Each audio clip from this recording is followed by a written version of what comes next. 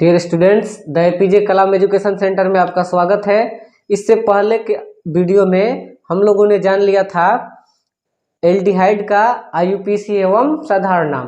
तो जिस प्रकार हम लोगों ने एल्डिहाइड का आईयूपीसी एवं साधारण नाम समझा था, उसी प्रकार से कार्बोक्सिलिक अम्ल का भी आईयूपीसी एवं साधारण नाम होता है। जिस प्रकार से उस एल्डिहाइड में साधारण नामकरण करने के लिए हमने कार्बन का ऋण नाम देखा था, इसी प्रकार कार्बोक्सिलिक अम्ल में भी कार्बन का ऋण नाम इस्तेमाल किया जाता है। बाकी आईयूपीसी नामकरण में बहुत आसान होता है, उसमें संगत एल्केन ही इस्तेमाल होता है, बाकी उसमें ऋण नाम इस्तेमाल नहीं होता है। तो आइए बड़ी आसानी के साथ इसको भी समझ लेते हैं। अगर हमारा वीडियो आपको अच्छा लगता है तो लाइक सब्सक्राइब कर सकते हैं।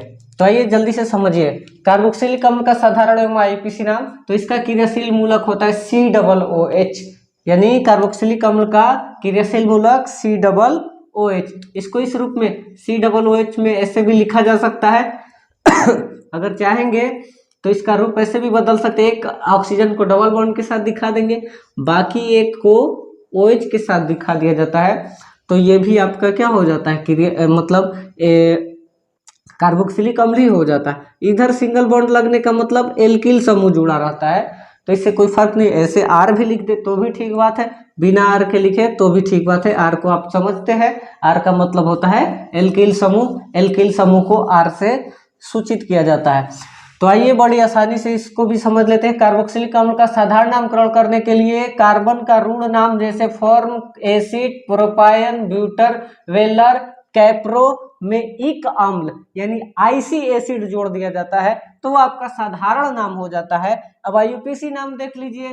कार्बोक्सिलिक अम्ल का आईयूपीसी नामकरण करने के लिए संगत एल्केन के नाम में ओइक एसिड यानी ओइक अम्ल अनुलग्न जोड़ दिया जाता है तो उसका आईयूपीसी नामकरण हो जाता है, जैसा कि हमने एल्डिहाइड में समझा था, सेम उसी प्रकार से है। तो आइए जल्दी से उदाहरण देख लेते हैं, बहुत आसानी से समझ में आ जाएगा। उदाहरण देख लेते हैं।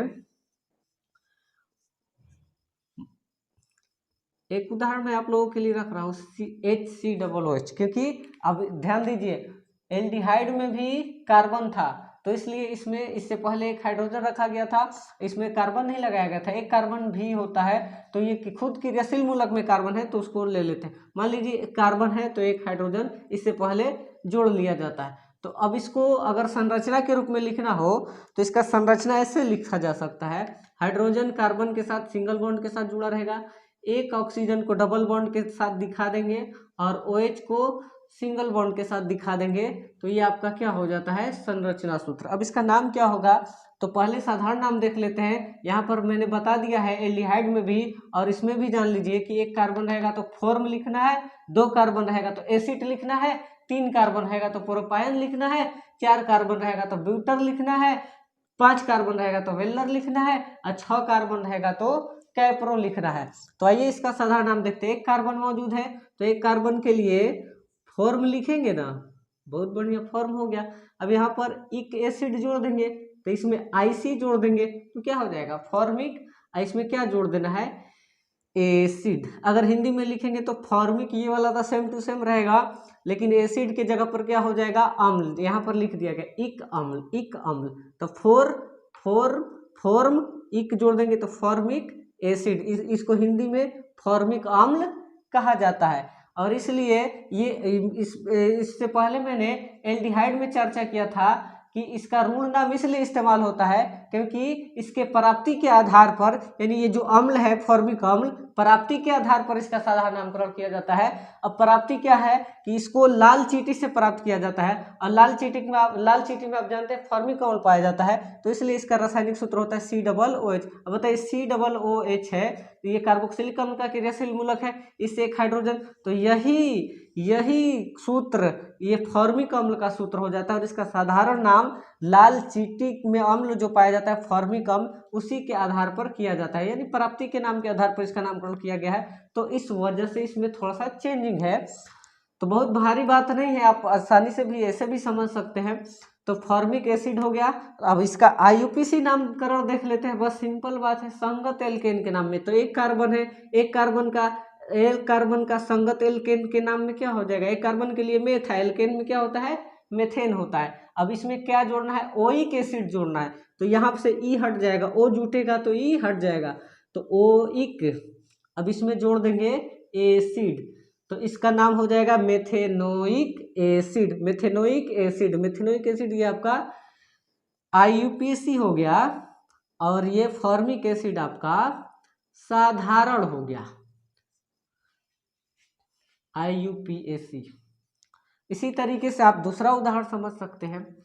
दूसरा उदाहरण, दूसरा CH3COOH, तो इसमें बड़ी आसानी से आप संरचना बनाना सीख गए हैं, या फिर आसानी से कुछ नहीं है, संरचना पहले से भी आप सीख चुके हैं। 3 गो हाइड्रोजन एक कार्बन के साथ है, दर्शा दीजिए। एक कार्बन एक ऑक्सीजन को डबल बॉन्ड के साथ और सिंगल बॉन्ड के साथ, ये आपका क्या हो जाएगा, संरचना सूत्र हो जाएगा। ये था संरचना सूत्र किसका, फॉर्मिक अम्ल का संरचना सूत्र या मेथेनोइक अम्ल का संरचना सूत्र। अब यहाँ देख लेते हैं, 2 कार्बन है, एक कार्बन, 2 कार्बन, 2 कार्बन के लिए एसिड लिखा जाएगा साधारण नाम में ना, एसिड लिख दिया जाएगा।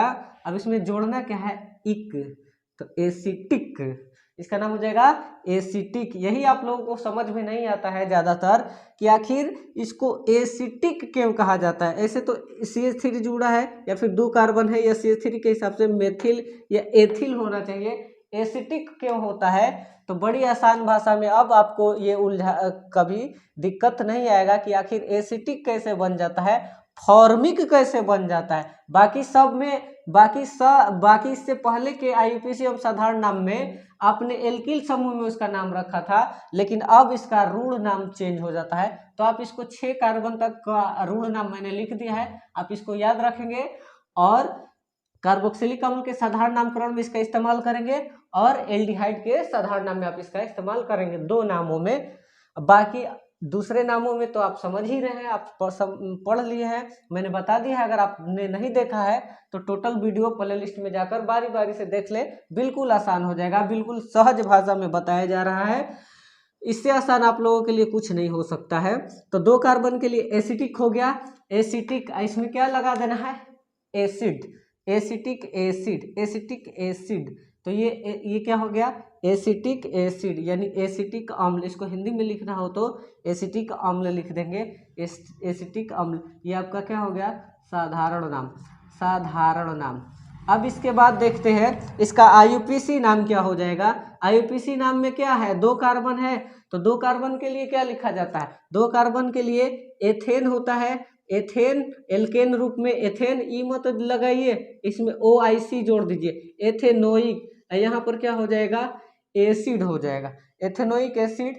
ये आपका IUPAC नाम हो गया। ओके, तो अब थोड़ा सा ये तो 2 कार्बन हुआ, लेकिन जैसे जैसे 3 कार्बन 4 कार्बन बढ़ते जाएगा, तो इस तरीके से बढ़ने की वजह से नामकरण में IUPAC नामकरण में थोड़ा सा खाली चेंजिंग आएगा, वो भी किसका, अंकन का। 2 कार्बन में आप नहीं गिनती करेंगे चलेगा, लेकिन 3 कार्बन 4 कार्बन 5 कार्बन में गिनती करके बताना होता है। गिनती उसी छोर से किया जाता है जिधर से क्रियाशील मूलक को सबसे कम अंक मिले। तो मान लीजिए यहाँ पर तीसरा उदाहरण रख ले रहा हूँ आप लोगों के लिए, CH3 CH2 COOH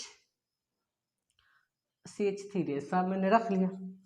तो इसको आप संरचना के रूप में लिख सकते हैं। मैं इसका संरचना नहीं लिख रहा हूँ, आप आसानी से बता सकते हैं। अब इसमें देखिए 1 कार्बन 2 कार्बन 3 कार्बन 4 कार्बन हो गया। अब गिनती किधर से गिनना है, इधर COOH को कम अंक मिलना चाहिए। COOH को 1 2 3 4, तो इधर से 3 मिल रहा है, लेकिन इधर से गिनती करेंगे तो 1 2 3 4, इधर से गिनती करने पर 2 अंक मिलना है। तो इसका मतलब है गिनती उधर से करेंगे जिधर से कम अंक मिले। तो राइट से कम अंक मिल रहा है 1 2 3 4। तो साधारण नाम में कुछ नहीं है, लेकिन IUPAC में इसका इस्तेमाल कर देते हैं, जैसा कि सब में हो रहा है। 4 कार्बन है, 4 कार्बन के लिए क्या होता है, ब्यूटर होता है। 4 कार्बन के लिए साधारण नाम के लिए होता है ब्यूटर। अब इसमें क्या जोड़ देना है, IC हो जाएगा, तो ये क्या हो जाएगा, ब्यूट्रिक। अब इसके बाद क्या जोड़ देना है, acid, butyric acid, butyric acid जोड़ देना है। ब्यूटरिक एसिड हो गया, ये साधारण नाम हो गया। अब आईयूपीसी देख लीजिए, आईयूपीसी क्या है, 4 कार्बन है।